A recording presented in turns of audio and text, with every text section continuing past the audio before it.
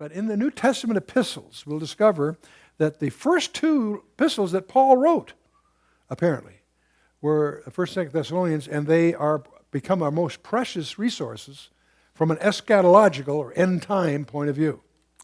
So the Thessalonian epistles, the most important eschatological or end-time epistles of the New Testament. 1 Thessalonians, we just finished. Among its many treasures, it's one of the key passages of the harpazo, the rapture as it's called in the Latin. It also deals with, as we noticed last time in chapter 5 of that first epistle, the day of the Lord, a widely misunderstood term, by the way. We know it also as the day of wrath in some passages. It's called the time of Jacob's trouble by Jeremiah. Those are all evidencing this particular period of time called the day of the Lord. Many people misunderstand a remark that John makes on Patmos in the first chapter of the book of Revelation. He says, I was in the Spirit on the Lord's day. And maybe, well, that must mean it's Sunday. No, it isn't. Nowhere in the New Testament is it called Sunday, the Lord's day. What it should be translated is the day of the Lord. Oh, he was transported in spirit into that period of time known as the day of the Lord, about which Joel spends chapter 2 and on and on. So that day of the Lord, we're going to talk more about that, but we had that concept last time in chapter 5 of 1 Thessalonians. Well, we're now I'm going to suggest to you that there apparently was a forgery floating around that I'm facetiously calling 2 Thessalonians. Apparently a forgery by Paul. Because 3 Thessalonians, as I'm facetiously calling it here, was Paul's response to that forgery. So I'm calling what I'm calling 3 Thessalonians is that letter which we have in our Bibles that's labeled 2 Thessalonians. And I'm just indulging in this to get across the idea that the reason this 2 Thessalonian letter was written is in response to a forgery, and that's not a problem. You won't understand it unless you understand what that forgery apparently said and why they were so upset about it. Okay? That's why I'm making this emphasis here. All right. Now this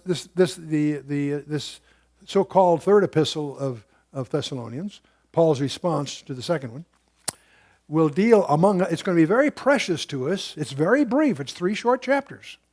But chapter 2 will be a key to understanding the sequence of end-time events. There are lots of debates and good scholars that have different views about exactly what sequence things happen.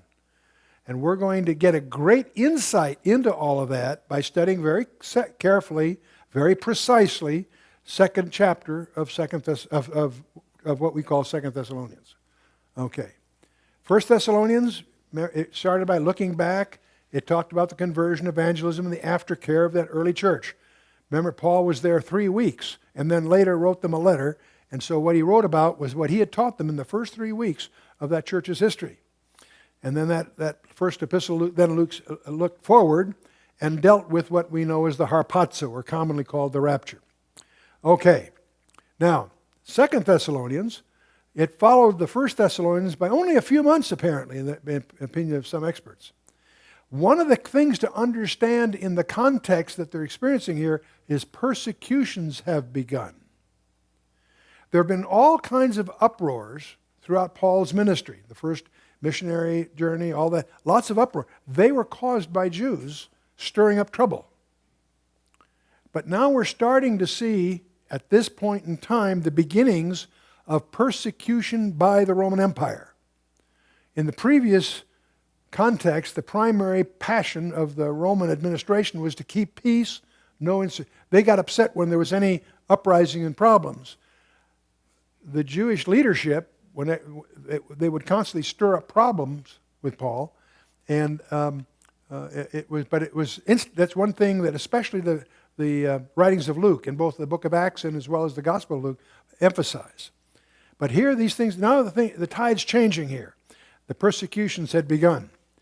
Pliny the Elder writes as follows: it was in Thessalonica that the first Gentiles were killed in the Roman Empire. Think about that.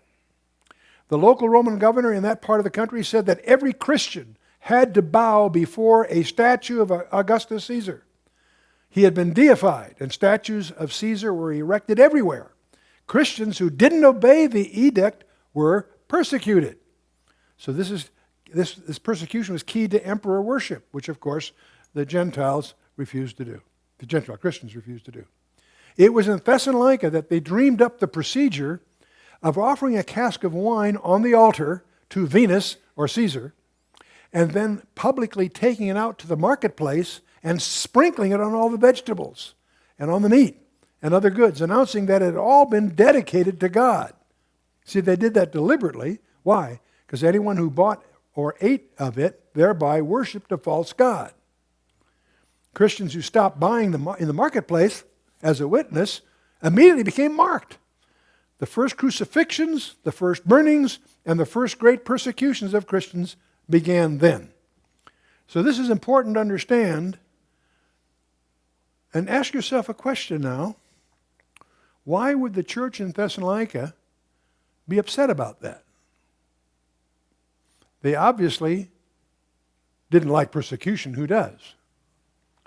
But they began to assume that they either had been mistaught or the rapture had taken place or they'd missed it or something. They were upset because this didn't fit their understanding or expectations eschatologically.